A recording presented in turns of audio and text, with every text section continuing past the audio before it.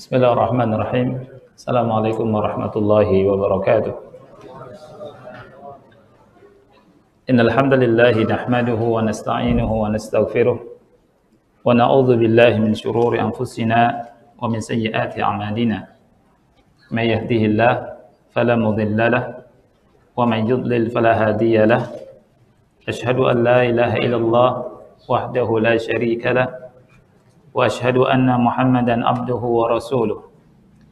Ya ayyuhalladzina amanu taqullaha haqqa tuqatih wa la tamutunna illa wa antum muslimun. Ya ayyuhan nasu taqu rabbakum alladzi khalaqakum min nafsin wahidah wa khalaqa minha zawjaha wa batha minhuma rijalan katsiran wa nisaa'a wattaqullaha alladzi tasaaluna bihi wal arham innallaha kana 'alaikum raqiba. يا أيها الذين آمنوا اتقوا الله وقولوا قولا سديدا يصلح لكم أعمالكم ويغفر لكم ذنوبكم ومن يطع الله ورسوله فقد فاز فوزا عظيما. أما بعد فإن أصدق الحديث كتاب الله وخير الهدي هدي محمد صلى الله عليه وعلى آله وسلم وشر الأمور محدثاتها فإن كل محدثة بدعة وكل بدعة ضلالة وكل ضلالة في النار. Ahibati fillah, ikhwani wa akhwati fillah, rahimani wa rahimakumullah. Pada kesempatan yang mulia ini kita memasuki bab baru, yakni bab az-zikri akiba as-shalah. Bab zikir setelah salat. Kita meminta pada Allah, semoga Allah memberikan ilmu yang bermanfaat pada kita semua dan mudah-mudahan kita bisa mengamalkannya. Belajar satu bab ilmu, ini kata ulama lebih baik daripada dunia beserta isinya. Babun minal ilmi yata'allamuhu al-mar'u khairun minad dunya wa ma fiha. Satu bab ilmu yang dipelajari oleh seseorang itu lebih baik daripada dunia beserta isinya. Tapi sebelumnya bisa dikencengin lagi nggak Pak? Syukran Pak ya.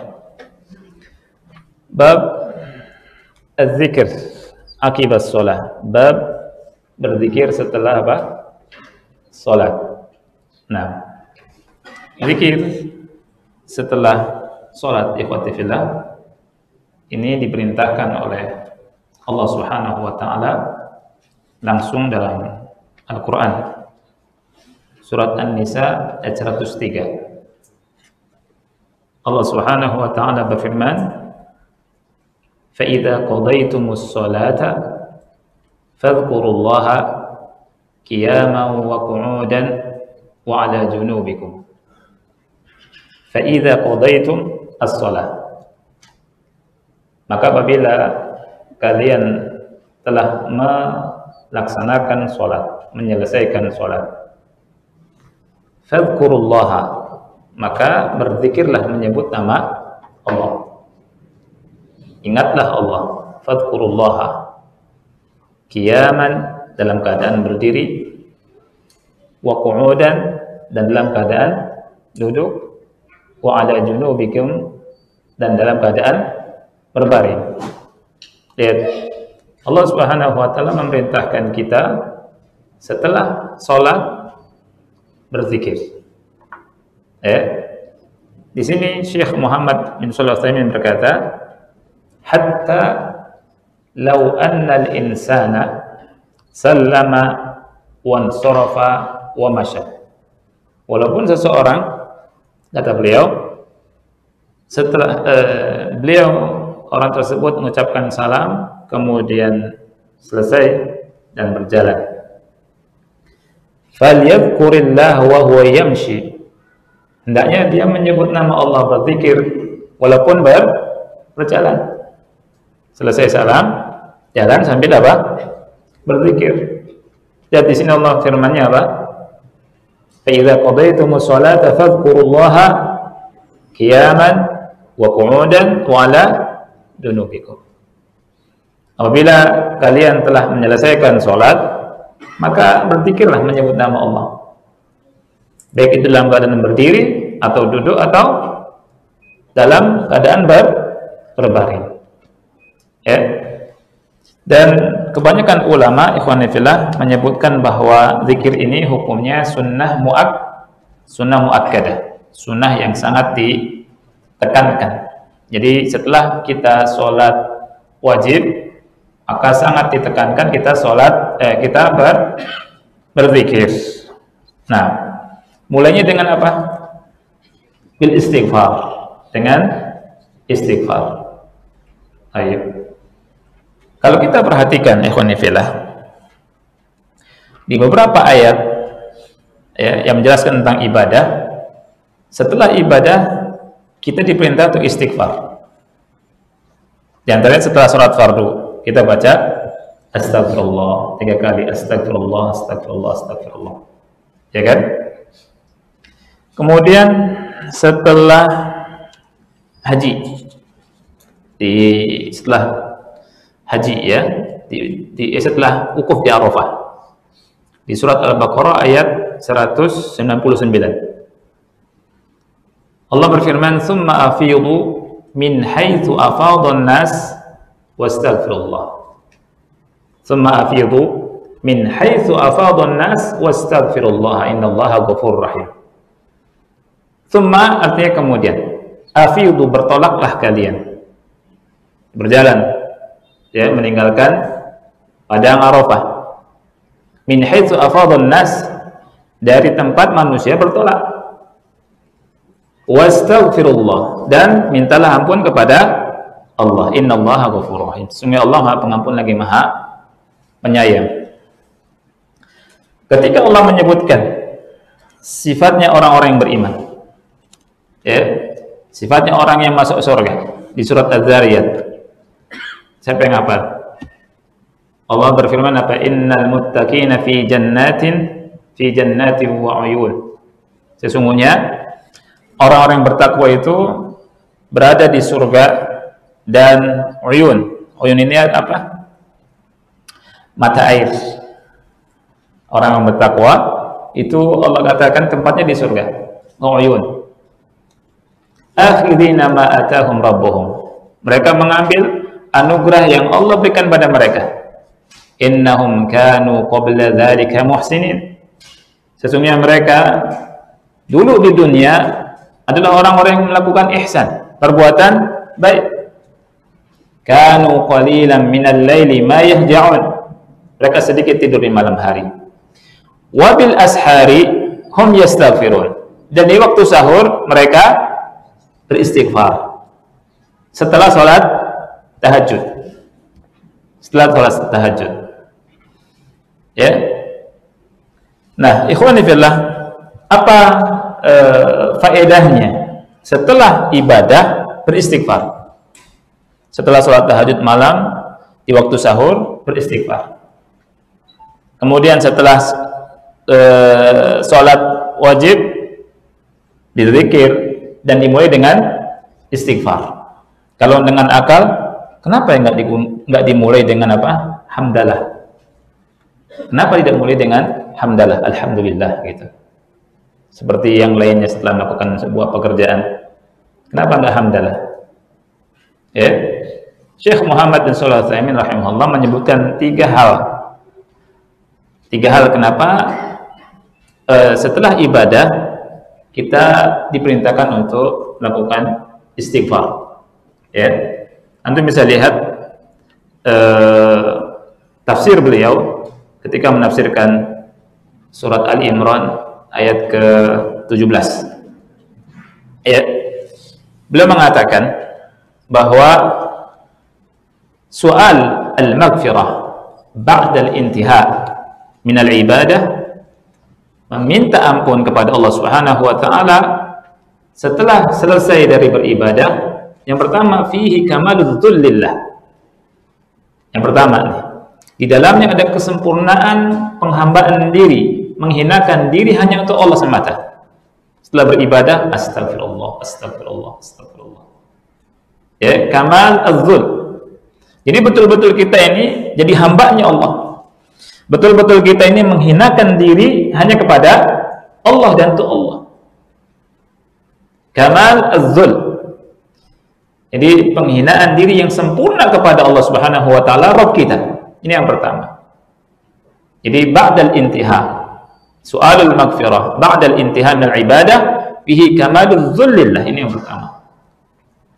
Yang kedua, ikhwati fillah, adalah wa annal insan la yu'jibu bi'amalihi. Seseorang tidak boleh apa? Tidak boleh ujub dengan amalnya. Seseorang dengan beristighfar dia tidak ujub dengan amalnya. Sebagian orang, ikhwani fillah, setelah sholat malam, kemudian dia selesai bahagia di pagi hari, kemudian di siang hari dia memandang orang sebagiannya itu hina, rendah. Dia lebih tinggi daripada yang lainnya. Oh, dia tidur sampai pagi, dia tidur sampai setengah 6. Anak mah bangun malam. Anak sih sholat tahajud.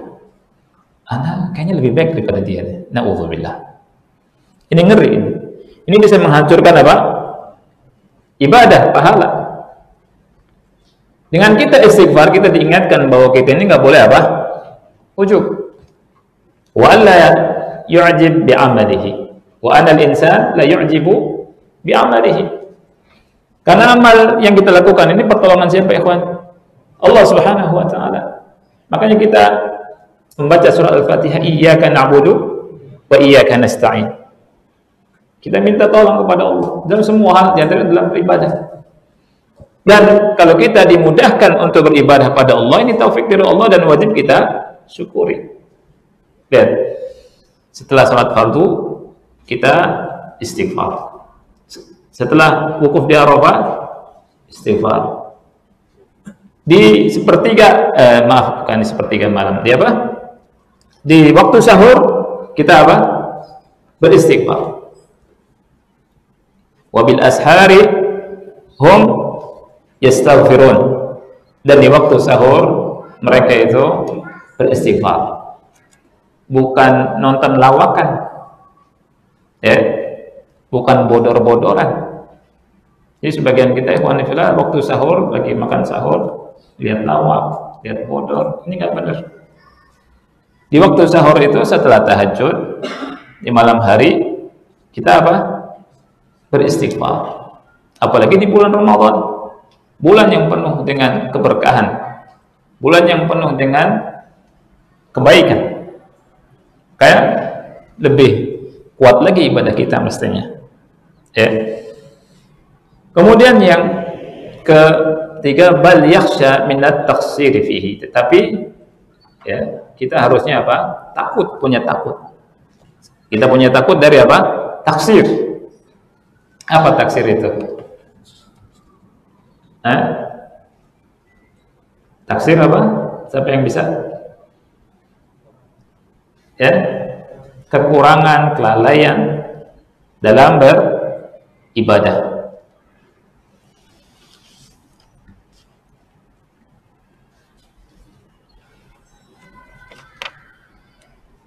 Nah, di kitab ini, ikhwan fillah, kata Syekh Utsaimin rahimahullah, seseorang memulai dengan istighfar, minta ampun kepada Allah 3 kali, karena dia lebih dekat dengan sholat, ya.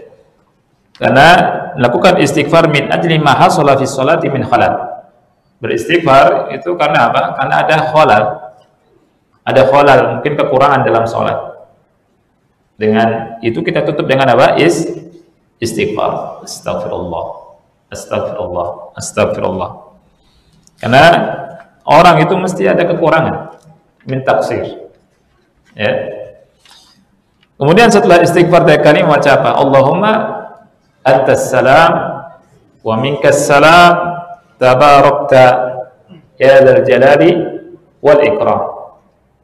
Ya Allah, antas salam, engkau adalah as-salam, wa minkas salam, dan darimu keselamatan, as-salam, kesejahteraan, tabarakta ya dzal jalali wal ikram, maha suci engkau ya Allah, engkau yang memiliki keagungan dan kemuliaan.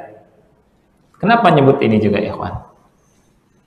Syekh berkata, innama yusni 'ala Allahi azza wa jal bismis salami min adli tawassuli bihi ila salamati salatihi minan naqs. Memuji Allah Subhanahu wa taala dengan mengucapkan dan menyebutkan assalam, ya. Karena apa? Untuk tawassul, dalam rangka tawassul. Tawassul dengan menyebutkan nama ini kepada Allah Subhanahu wa taala dari apa? Dari kekurangan dalam salat kita. Ya, agar salat kita lurus, sempurna. Jadi, Masya Allah, zikir ini luar biasa. Jadi jangan sampai setelah sholat kita nggak zikir, pergi, sudah selesai.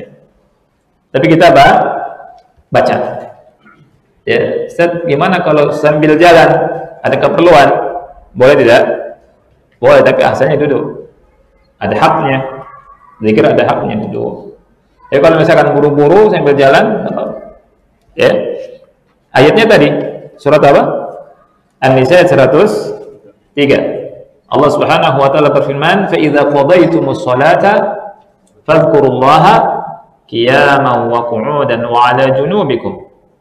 Apabila kalian telah menyelesaikan salat, maka berzikirlah kepada Allah Subhanahu wa taala qiyaman, dalam keadaan berdiri, wa qu'udan, dalam keadaan duduk, wa 'ala junubikum, dan dalam keadaan berbaring. Oleh karena itu Syekh menjelaskan di sini, falyadhkurillah wa huwa yamshi, walaupun sambil berjalan hanya berzikir kepada Allah Subhanahu wa taala. Allahumma antas salam wa minkas salam tabarakta ya dzal jalali wal ikram, dan seterusnya. Kemudian ikhwati fillah, di surat An-Nisa ayat 103 antum melihat fadhkurullaha, maka berzikirlah kepada Allah. Ya. Di sini Allah Subhanahu wa taala menjelaskan dengan mujmal, dengan global, tidak dengan tafsir, tidak terperinci. Ya.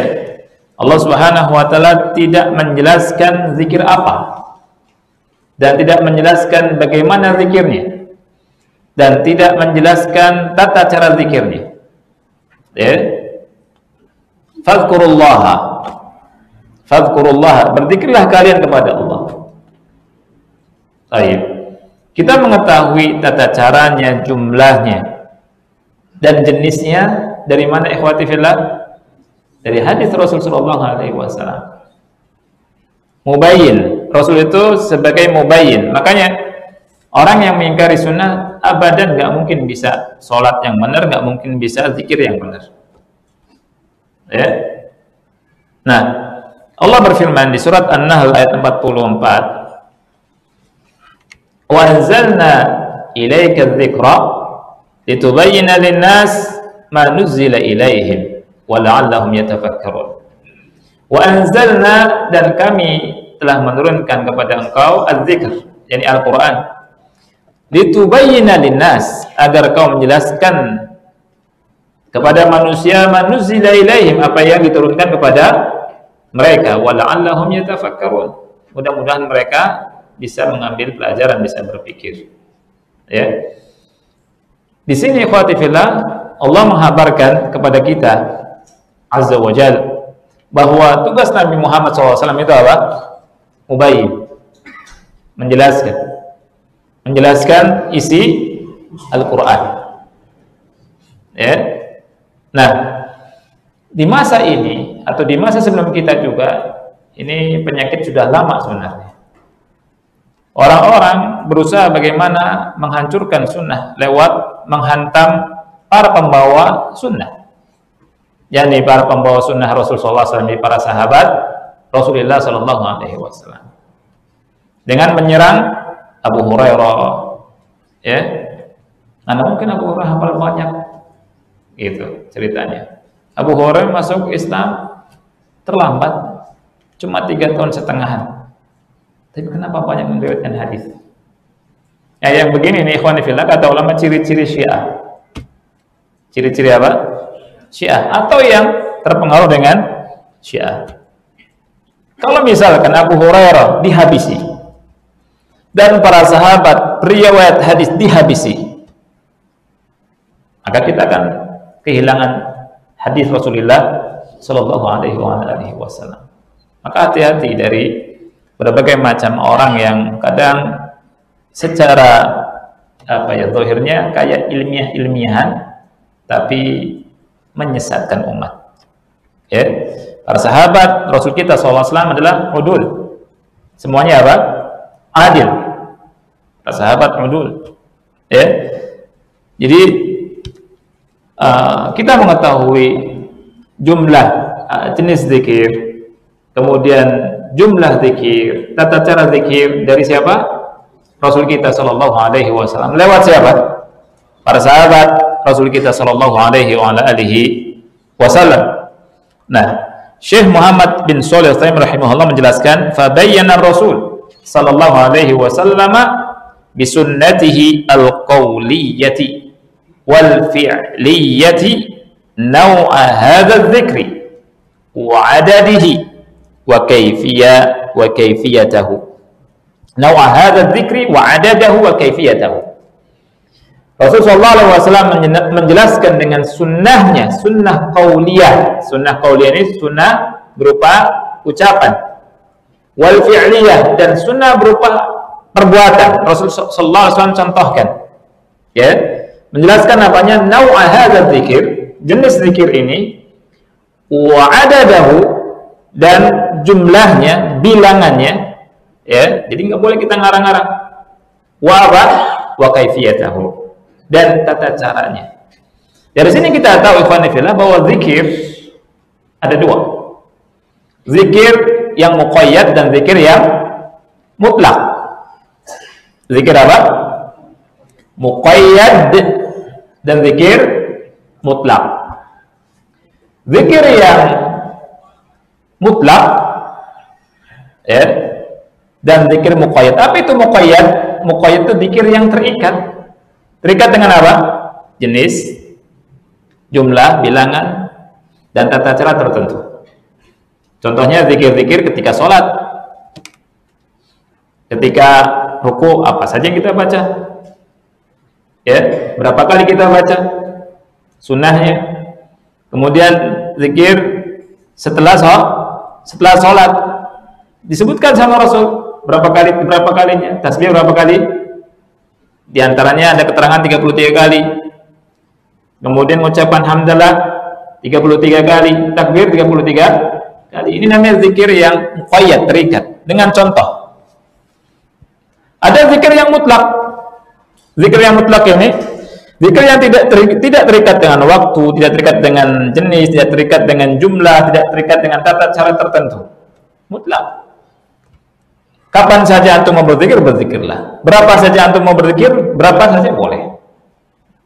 Ya, ketika kita lagi santai jalan, mau baca istighfar sebanyak-banyaknya, fadhal. Mau baca tasbih, fadhal. Ketika mau lagi duduk, ketika di malam hari, baca. Dan zikir yang mutlak ini, yang tidak terikat tadi dengan waktu, tempat, jumlah bilangan tertentu, kaifiat tertentu, ini tidak boleh diikat. Tidak boleh diikat. Tidak boleh ditakyid dengan kita, oleh kita, dengan cara kita, dengan jumlah yang kita buat-buat sendiri. Kalau kita membuat-buat zikir yang mutlak, kita muqayyadkan, maka jadi jatuhnya ke apa? Bid'ah. Contoh misalkan di malam hari, Anda setiap malam mau baca subhanallah 1000 kali setiap malam, dari jam 9 malam sampai jam misalkan jam 11 misalkan, 1000 kali subhanallah, subhanallah, subhanallah, subhanallah. Atau sebagiannya Anda setiap malam Jumat mau nyebut lafaz Allah saja 1000 kali. Ana setiap malam Kamis atau Kamis? Al-Khamis. Setiap malam Kamis mau baca surat Al-Fatihah 100 kali. Gitu. Ini memuqayyadkan dengan cara dia sendiri. Ini maka masuk ke apa? Bid'ah. Allah berfirman, "Am lahum syuraka syara'u lahum minad din ma lam ya'dzan bihillah." Apakah mereka memiliki sekutu-sekutu yang membuat syariat agama Allah yang tidak diizinkan oleh Allah? Ya. Jadi nggak boleh kita buat ngarang-ngarang zikir, kemudian kita katakan, wahai jamaah, ba'da subuh hari Jumat baca ini ya 100 kali, dijamin masuk surga. Misalkan gitu. Ini sunnah loh, subhanallah. Ini ngeri. Ini namanya apa? Membuat syarat baru. Man amila amalan laisa alaihi amruna fahuwa radd. Barang siapa yang beramal dengan sebuah amalan yang tidak ada contoh dari kami, maka tertolak. Dari sini ikhwan fillah, betapa pentingnya kita membaca hadis-hadis Rasulullah Sallallahu Alaihi Wasallam supaya kita mengetahui tata cara zikirnya Rasul kita Sallallahu Alaihi Wasallam setelah sholat fardu. Nah, ikhwani fillah rahimani wa rahimakumullah, di kesempatan ini ada hadis yang ke-133. Kita akan baca hadisnya. An Abdullah bin Abbas radhiyallahu anhuma, dari Abdullah bin Abbas, semoga Allah meridhai beliau berdua. Anna raf'as sauti bidzikri hina yansarifu an-nas min al-maktubati kana ala ahdi an-nabiy sallallahu alaihi wasallam. Bahwa zikir dengan mengeraskan suara setelah selesai, ya, setelah manusia melaksanakan sholat wajib, karena ala ahdin Nabi SAW, itu dilakukan di zaman Nabi Sallallahu Alaihi Wasallam. Ibnu Abbas berkata, kuntu a'lamu idzan sarafu bidzalika idza sami'tuhu. Aku mengetahui mereka selesai, ya, sholat, mereka membaca dengan cara membaca zikir. Dalam lafaz yang lain, ma kunna na'rifu inqidha'a salati Rasulillah sallallahu alaihi wasallam illa bitakbir. Kami tidak mengetahui selesainya sholatnya Rasulullah sallallahu alaihi wasallam kecuali dengan takbir. Baik, ikhwan fillah, ini hadis harus dipahami dengan benar. Kalau tidak dipahami dengan benar, maka bisa terjadi kesalahan, bahkan bid'ah. Yang pertama dari Abdullah bin Abbas, yang anna raf'as sauti bidzikri hina yansarifun nas minal maktubah kana ala ahdin nabi sallallahu alaihi wasallam. Ini menunjukkan ikhwati fillah bahwa disyariatkannya apa? Mengeraskan bacaan suara, bacaan zikir setelah sholat fardu. Nah, ada ikhtilaf antara ulama. Ada tidak menyebutkan ikhtilafnya. Ada yang mengatakan disyariatkan dengan keras, ada yang menyatakan disyariatkan dengan sir, ya. Ada yang disyariatkan itu untuk taklim, seperti mazhab Syafi'i mengatakan untuk taklim, ya, tetapi bukan daiman, bukan terus menerus, ya, baca dengan suara keras, ya. Rasul membaca dengan suara keras dan para sahabat membaca dengan suara keras, ya. Dimaknai oleh mazhab Syafi'i ini untuk taklim, tapi bukan untuk daiman. Nah, kesalahannya di mana, ikhwan? Kesalahannya, sebagian dari saudara kita kaum muslimin menggunakan hadis ini untuk zikir berjamaah setelah sholat. Zikir berjamaah setelah sholat. Harus diperhatikan, ya kawan. Mengeraskan bacaan sholat lain, melakukan zikir berjamaah lain masalah. Jangan gini karena pengen gini, dicampur adukan. Ya, sangat jelas kan, Evan, bedanya kan. Jadi bersama-sama dengan kur ya, antum sama kur sekarang, kur Nahidi. Kur bersama-sama ya, bersama-sama ya, ini tidak bisa menggunakan hadis ini. Coba antum baca hadis ini, apakah ada perintah di Rasulullah SAW untuk melakukan berjamaah berzikir bersama? Antum baca hadisnya, teliti hadisnya, tidak ada, ya kan? Makanya aneh kalau ada sebagian orang ya, sebagian orang dari saudara kita kaum muslimin mengatakan ini dalil untuk zikir berjamaah setelah sholat fardu dan dikeraskan bacaannya ya. Syekhul Islam Ibnu Taimiyah rahimahullah ikhwan fillah di Majmu' Fatawa berkata, amma du'aul imami wal ma'mumina jami'an aqibas sholati fahuwa bid'atun lam yakun ala ahdin nabiyyi sallallahu alaihi wasallam. Ini penjelasannya, ya kan? Adapun doanya imam dan para makmum jami'an semuanya aqibas sholat, setelah sholat apa maksud? Sholat wajib, fahuwa bid'atun, maka ini merupakan kebid'ahan lam yakun ala ahdin nabiyyi sallallahu alaihi wasallam, tidak pernah dicontoh di masa Nabi sallallahu alaihi wasallam, tidak ada di zaman Nabi sallallahu alaihi wasallam. Sebelumnya Syekh Salim Al-Hilali berkata, lam yakun min hadis salafi al-julusu ba'da as-salati li qira'ati syai'in min al-adhkari wal ad'iyati bi raf'i as-sauti ala hay'ati al-ijtima'. Jadi bukan petunjuknya kaum salaf, bukan hadis salaf, bukan contoh salaf.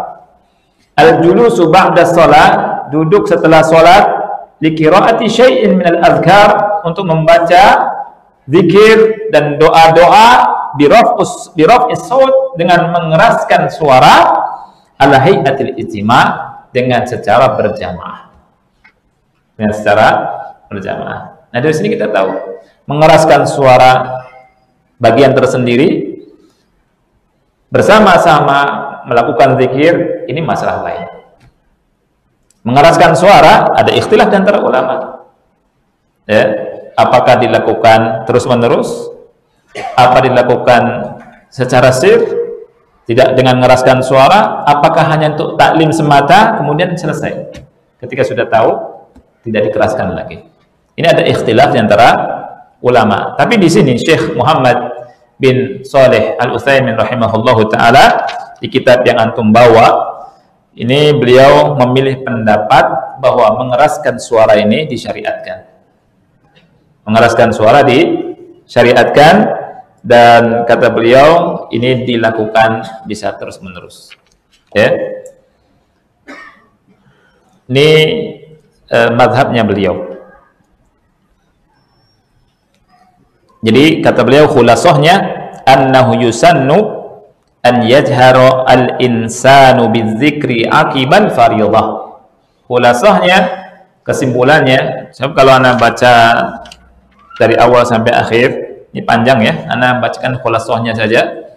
Kesimpulannya kata beliau, yusan, disunnahkan seseorang menjaharkan zikir, mengeraskan zikir setelah sholat fardu, setelah sholat wajib. Apakah mengganggu orang-orang yang berzikir yang lainnya, kata Syekh? Kalau ada yang berkata ini mungkin mengganggu orang yang berzikir. Jawaban Syekh, kalau mereka mengeraskan bacaannya, maka tidak ada yang terganggu. Ya. Kemudian pertanyaan lagi, kalau ada yang terlambat, kemudian orang yang makmum itu sedang menyempurnakan sholat, nanti terganggu tidak? Gitu ya. Ada dua jawaban yang dijawab oleh Syekh. Yang pertama, anna dzamba dzanbul mutakhallif alladhi ta'akhkhara 'anil jamaah. Ya. Dosanya dosa orang terlambat, kata Syekh. Terlambat dari sholat jamaah. Ya. Tetapi kata Syekh, ini jawaban tidak benar sebenarnya, kurang pas, nggak lurus jawabannya kata beliau.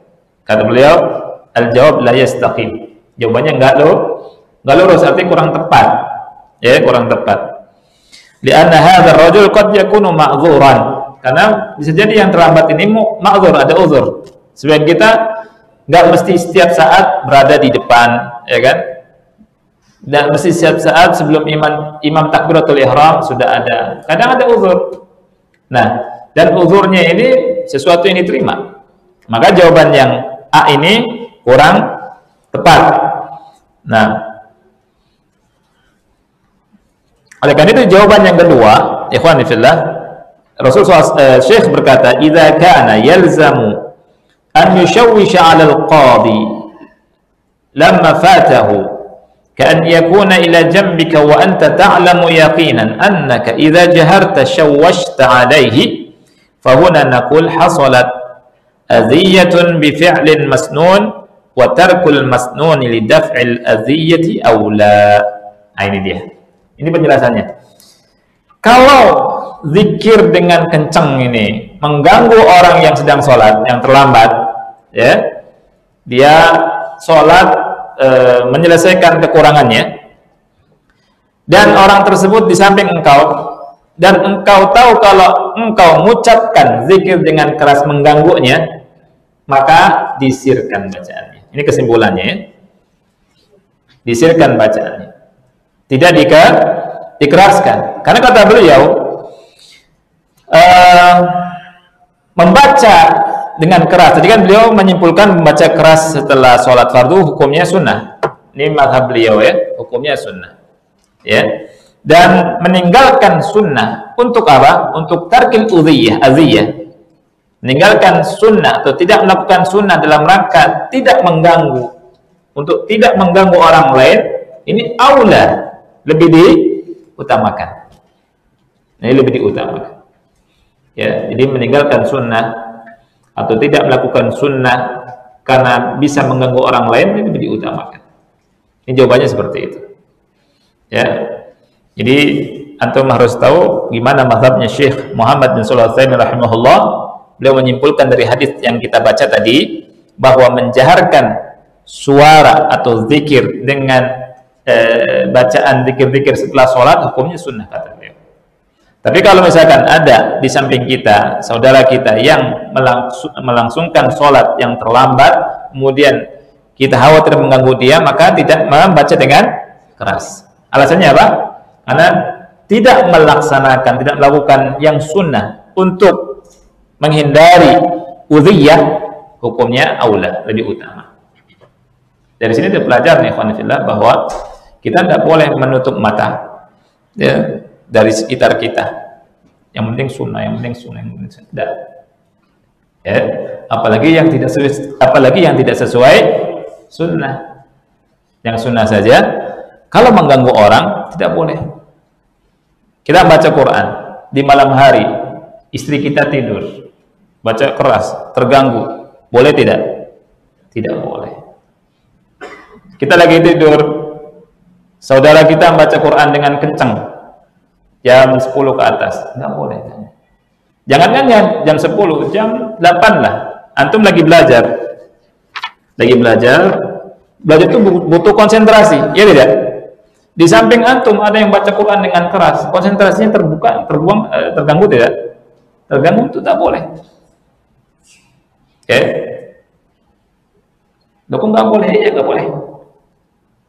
Nah, dan guru-guru kita, masyayikh, ketika kita baca Quran, lagi baca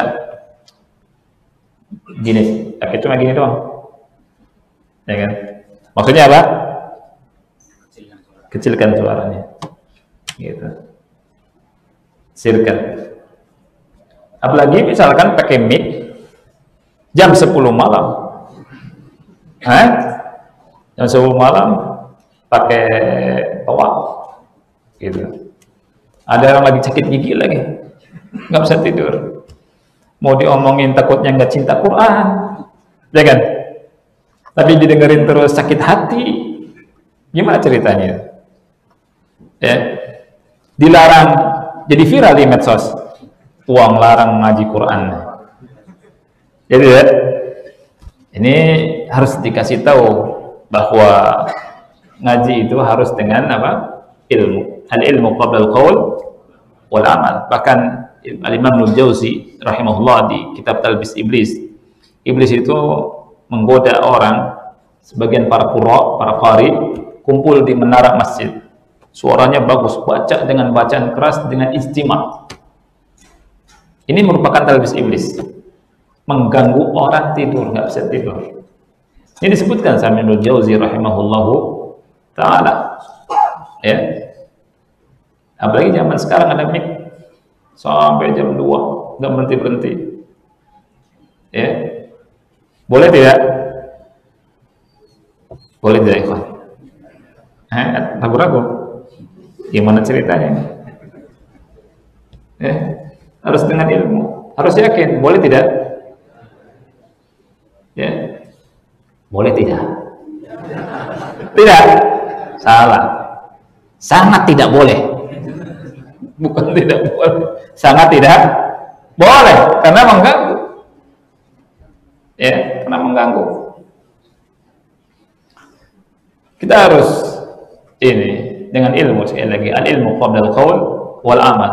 Berarti ganggu ngaji dong, nggak boleh ngaji dong. Enggak. Bukan tidak melarang ngaji. Antum ngaji fadhol sampai subuh, tapi jangan pakai mic. Ya tidak? Fadhol sendiri di masjid, tapi jangan pakai mic. Kan nggak melarang. Tapi kalau pakai mic, ganggu orang. Ini nggak boleh. Ya. Azan dulu. Ya, fadhol. Wassallallahu ala nabiyina Muhammad wa ala alihi wa sahbihi wa barak wa sallam. Alhamdulillah wassalatu wassalamu ala Rasulillah wa ala alihi wa ashabihi wa man walah wa ba'd. Kita lanjutkan faedah yang kedua, ikhwani fillah, jawazul amali bil qara'in, bolehnya beramal dengan dasar indikasi. Jawazu al-amali bil qara'in. Ini dasari dengan perkataan Ibnu Abbas radhiyallahu anhuma, kuntu a'lamu idzan sarafu bidzalika idza sami'tuhu. Jadi beliau mengatakan, aku mengetahui selesainya salatnya mereka itu ketika aku mendengar zikir. Ya. Ketika mendengar zikir. Abdullah bin Abbas tidak mendengar salamnya Nabi Muhammad sallallahu alaihi wasallam, tapi mengetahui selesainya salat beliau sallallahu alaihi wasallam dengan zikir. Ya, zikir. Zikir yang beliau dengar setelah apa? Salam. Ya. Nah, jadi kalau misalkan antum berada di sana sudah penuh ini kan, kemudian lampunya mati, mic-nya mati, ini imamnya selesai salam belum ini, gitu ya. Terus manusia ternyata ada yang lewat, antum masih gini, salam belum ya. Indikasinya udah ada lewat, berarti sudah nih, maka boleh salam. Ya. Atau mendengar zikir, atau mendengar ada gumaman manusia, ya. Jadi beramal dengan indikasi-indikasi tertentu, ini hukumnya apa? Boleh. Ya. Nah, kemudian yang ingin Anda sampaikan di sini, ikhwan fillah, lafaz yang terakhir yang disebutkan di sini, ma kunna na'rifu inqidha'a salati Rasulillah sallallahu alaihi wasallam illa bitakbir. Kami tidaklah mengetahui selesainya salat Rasul sallallahu alaihi wasallam kecuali dengan takbir. Ada yang salah paham dengan hadis ini. Setelah salam, assalamualaikum warahmatullahi, assalamualaikum warahmatullahi, Allahu akbar, Allahu akbar, Allahu akbar. Baca takbir. Zikirnya dengan apa? Takbir. Ini kata ulama, ini kekeliruan. Ya. Jadi hadis dengan hadis yang lain harus dijamak, dikumpulkan. Bukan hanya dengan hadis ini saja kita memahami amalan dan ibadah. Ya. Anda pernah juga mendengar Imam salam, Assalamualaikum warahmatullah, Assalamualaikum warahmatullah, dia baca Allahu Akbar. Ya. Ini sebuah kekeliruan dalam memahami hadis Rasul Sallallahu Alaihi Wasallam. Ya, dan ini sering ditanyakan sama ulama, diantaranya pernah ditanyakan kepada fatwa sama Lajnah Daimah tentang takbir ini. Ya, dan ulama menjawabnya adalah harus digabungkan dengan satu hadis dengan hadis yang lainnya. Ya. Di hadis-hadis yang lain setelah sholat baca apa? Istighfar dulu 3 kali. Kemudian tadi Allahumma antas salam wa minkas salam dan seterusnya. Dan maksud dari takbir di sini adalah ucapan subhanallah walhamdulillah wallahu akbar. Ini kata ulama. Atau ada ulama yang mengatakan bahwa orang yang terlambat sholat, ya, terlambat sholat, kemudian mengetahui selesai sholat dengan zikir takbir. Nah, ini. Adapun mengucapkan takbir langsung setelah salam, ini adalah kurang tepat. Ya, wallahu a'lam bishawab. Baik, jadi ini ada beberapa hal yang harus diluruskan dalam memahami hadis yang mulia ini. Di antara tentang zikir jamaah dengan suara keras, ya, setelah sholat, kemudian takbir setelah salam, mengucapkan takbir. Baik, sebelum ditutup ada pertanyaan, tapi dengan kertas ya. Insyaallah kita lanjutkan. Kita dikit-dikit saja insyaallah. Kita mengharapkan keberkahnya dari Allah Subhanahu wa taala. Mudah-mudahan kita semua yang hadir di majelis ini diberikan kesehatan, diberikan umur panjang dalam ketaatan, dimudahkan urusan dunia dan akhiratnya, dan diberikan rezeki dengan rezeki yang halal dan thayyiban mubarakah. Ini saja barangkali, ya, kalau tidak ada pertanyaan, anda tutup. Wassalamualaikum warahmatullahi wabarakatuh.